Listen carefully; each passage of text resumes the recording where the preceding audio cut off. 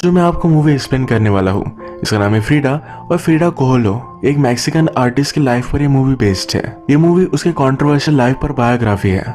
Video start करने से पहले मैं आप सबसे रिक्वेस्ट करना चाहता हूँ, अगर आपको वीडियो अच्छा लगता है प्लीज इस वीडियो को लाइक और कमेंट जरूर कर दीजिएगा।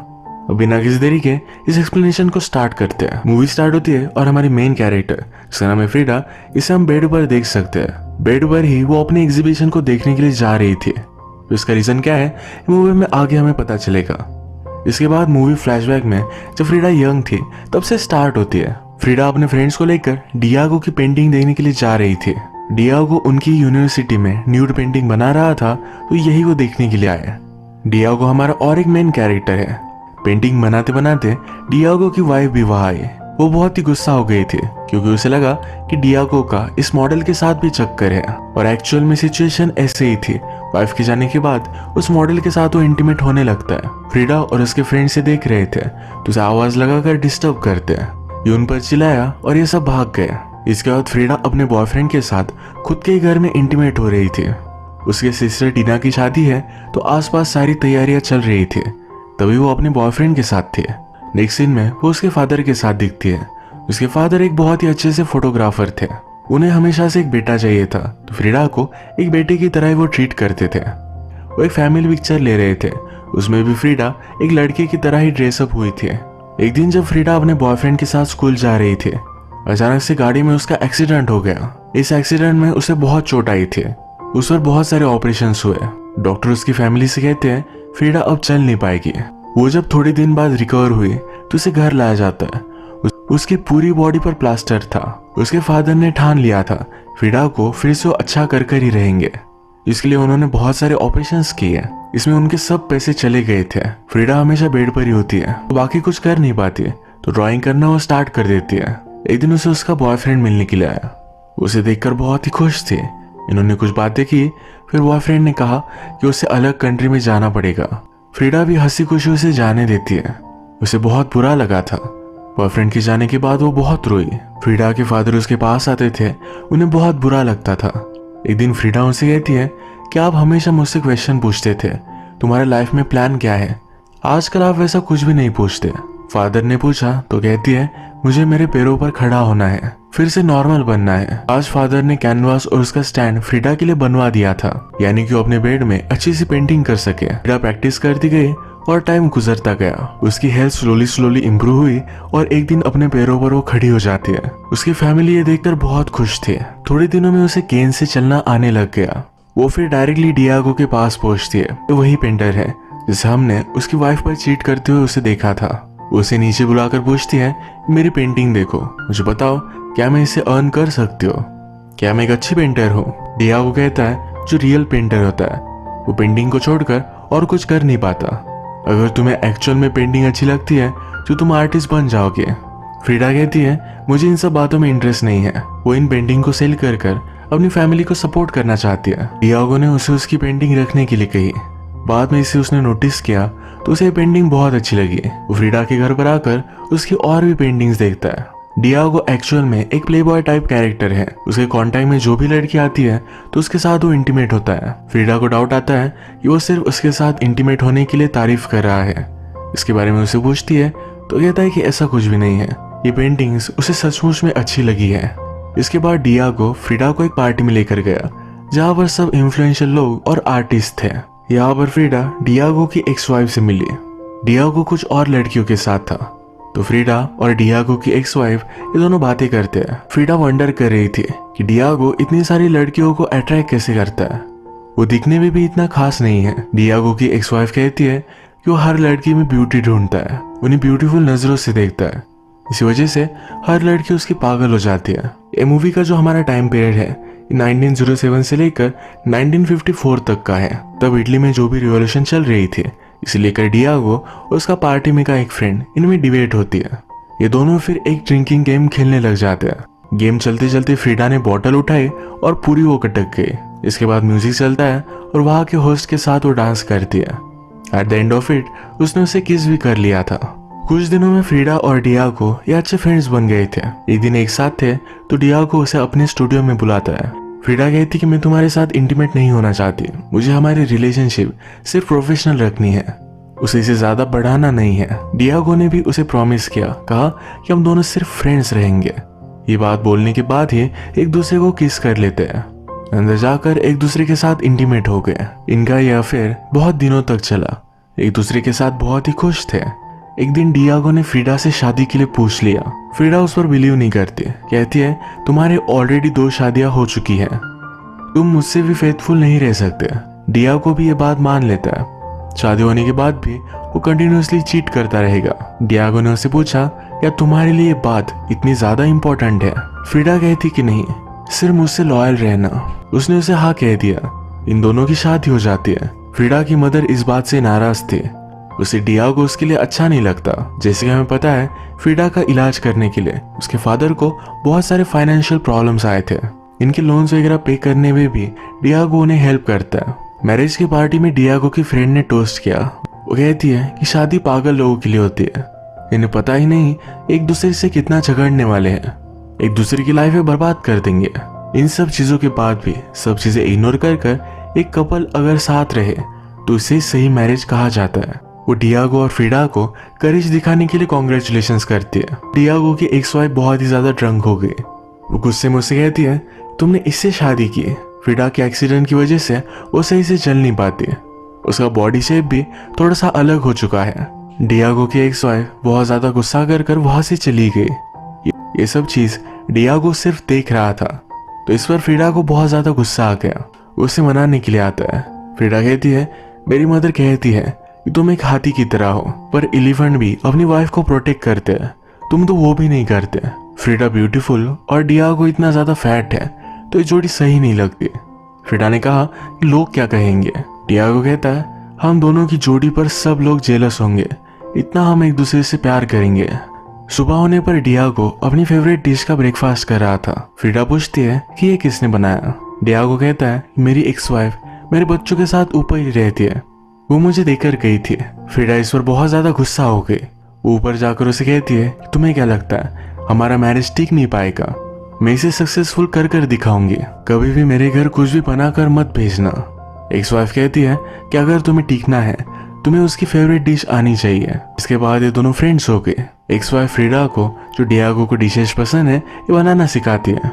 एक्स वाइफ ने कहा कि डियागो सिर्फ अपने आप से प्यार करता है, कभी भी वो किसी का भी अच्छा हस्बैंड हो नहीं सकता। फ्रीडा कहती है कि मैं देख लूंगी। एक दिन फ्रीडा डियागो के स्टूडियो में आई तो एक न्यूड मॉडल को ड्रॉ कर रहा था। फ्रीडा को इस बात से ज्यादा कुछ भी प्रॉब्लम नहीं होती है।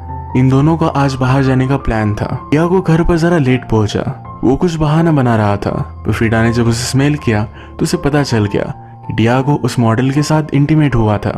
वो इस पर बहुत ज्यादा गुस्सा हो गए, पर उसे चेंज नहीं कर सकते। उसे कहती है कि हमें पार्टी में जाना है, जल्दी से नहा कर आओ। इस पार्टी में बहुत ज्यादा ड्रंक हो गई थी। एक आदमी डियागो के साथ लड़ने लग गया था, तो फ्रीडा खुद उसे बहुत मारती है। डियागो एक कम्युनिस्ट पार्टी के लिए काम करता था, पर जो अमीर लोग हैं उनके लिए वो पेंटिंग बनाता है। आज डियागो को ऑफर मिला है अमेरिका में उसका पेंटिंग का एग्जीबिशन होगा, वहां पर उसे बहुत सारा काम मिल सकता है। इसी वजह से उसने अपनी पार्टी क्विट कर दी। ये सब बात वो फ्रीडा को बताता है। फ्रीडा को बुरा लगा। डियागो अब उससे दूर जाएगा, पर डियागो कहता है तुम्हें भी मेरे साथ आना है।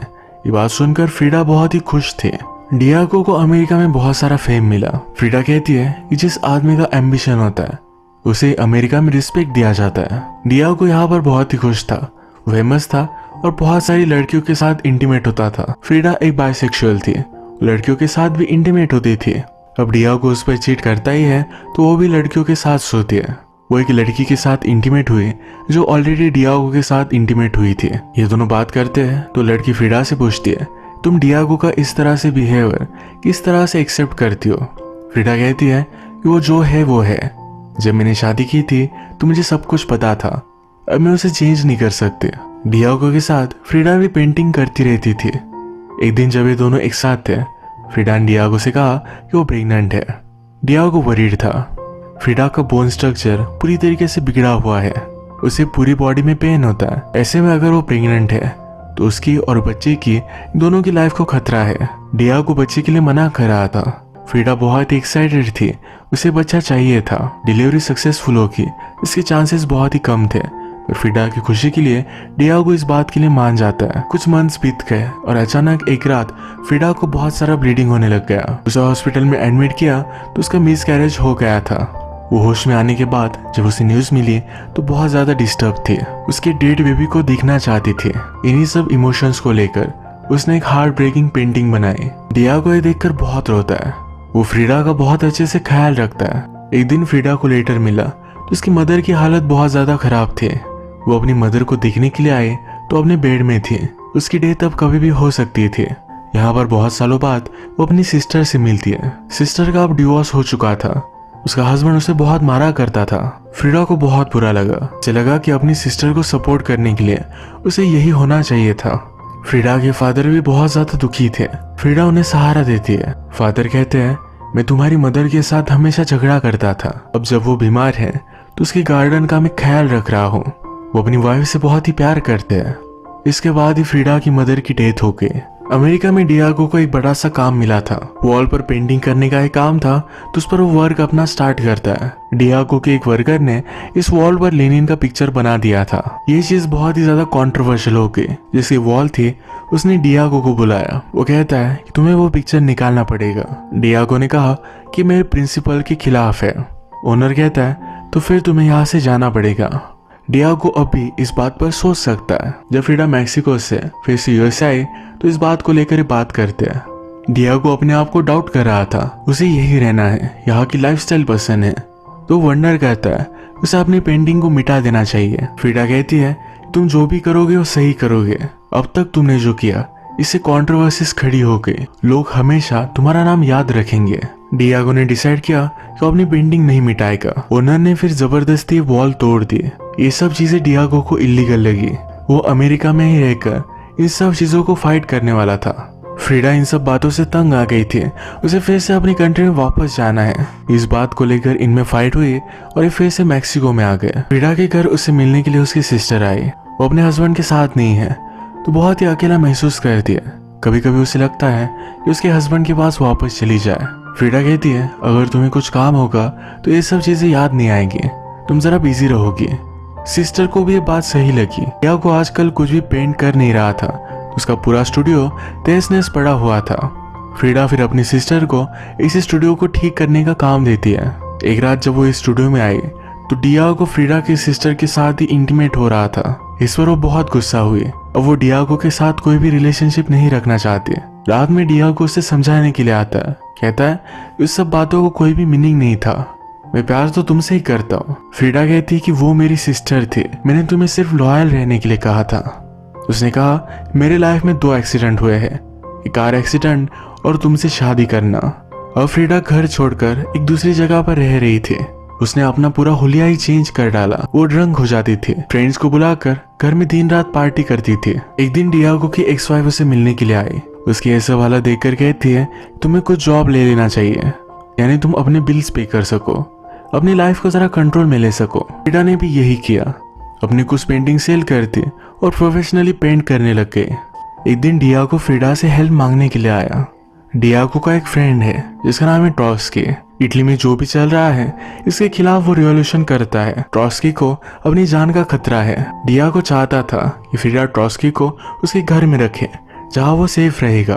फ्रीडा डियागो पर गुस्सा थी पर उसने उसे बहुत रिक्वेस्ट की तो मान जाती है। ट्रॉट्स्की फ्रीडा के घर पर आया। उसके प्रोटेक्शन के लिए बहुत सारे लोग फ्रीडा के घर को प्रोटेक्ट करते थे। एक रात ये सब मिलकर डिनर करते हैं। डिनर के बाद डियागो फ्रीडा के साथ उसके रूम में जाना चाहता था। फ्रीडा ने इसके लिए उसे मना कर दिया। उसने अब तक उसे माफ नहीं किया। ट्रॉट्स्की ने फ्रीडा की जब पेंटिंग्स देखी तो उसे बहुत अच्छी लगी। फ्रीडा को खुद के काम पर कॉन्फिडेंस नहीं था तो इसी वजह से वो एग्जीबिशन या अपनी पेंटिंग ज्यादा सेल नहीं करती थी। एक दिन ट्रॉट्स्की और फ्रीडा ये सब मिलकर पिरामिड देखने के लिए आए। ट्रॉट्स्की जरा ओल्ड है पर फिर भी ये पिरामिड चढ़ना चाहता था। फ्रीडा भी डिसाइड करती है जो सही से चल नहीं पाती है पर फिर भी ये पिरामिड चढ़ेगी। ट्रॉट्स्की फ्रीडा से कहता है मेरे दोनों बेटों को मार दिया गया। मैं जो ये जंग लड़ रहा हूँ मुझे पता है कि मैं इसमें हारने वाला हूँ, पर फिर भी लड़ने के अलावा और क्या किया जाए मुझे पता नहीं।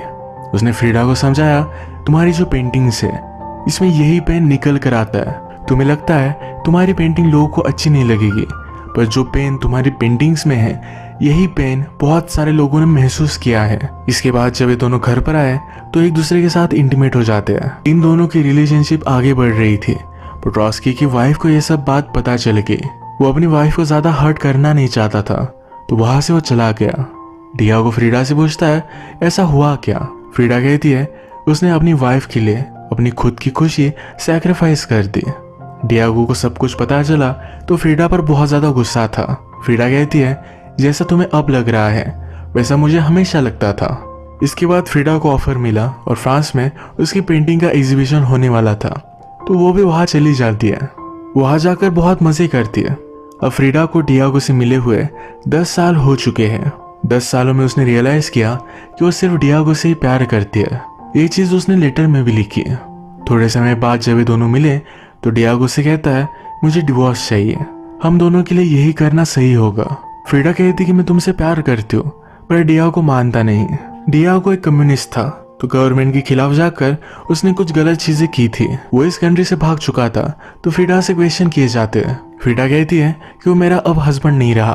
फ्रीडा ज्यादा ट्रबल में ना आए, यही रीजन था कि डियागो से डिवोर्स लेना चाहता था। डिवोर्स हो जाने के बावजूद भी फ्रीडा को जेल में डाल दिया जाता है। डियागो को ये बात जब पता चली तो उसने गवर्नमेंट पर बहुत ज्यादा प्रेशर डाला। फाइनली उन्हें फ्रीडा को फ्री करना ही पड़ता है। फ्रीडा को जेल में रहने के लिए उसकी सिस्टर आई हुई थी, उसे सॉरी कहती है। फ्रीडा कहती है सब कुछ गलती मेरी ही थी, मुझे तुम्हें उसके पास भेजना ही नहीं चाहिए था। अपनी सिस्टर के साथ उसकी रिलेशनशिप अब सही हो चुकी है। जैसे फ्रीडा की थोड़ी सी एज बढ़ी तो अपनी बॉडी में उसे बहुत ज्यादा पेन होता था। उसकी हालत बहुत खराब थी। जेल में रहने की वजह से उसकी पैर की उंगलियां खराब हो गई थी, डॉक्टर उसको वो काटनी पड़ी। फ्रीडा की हालत के बारे में डियागो को पता चला तो उसके पास पहुंच गया। वो कहता है कि प्लीज फिर से मुझसे शादी कर लो, मुझे तुम्हारे साथ रहना है। फ्रीडा कहती कि मुझे तुम्हारे रहम की जरूरत नहीं है, मैं ड्रिंक करती हूँ, स्वेयर करती हूँ, तुम मेरे साथ खुश रह नहीं सकते।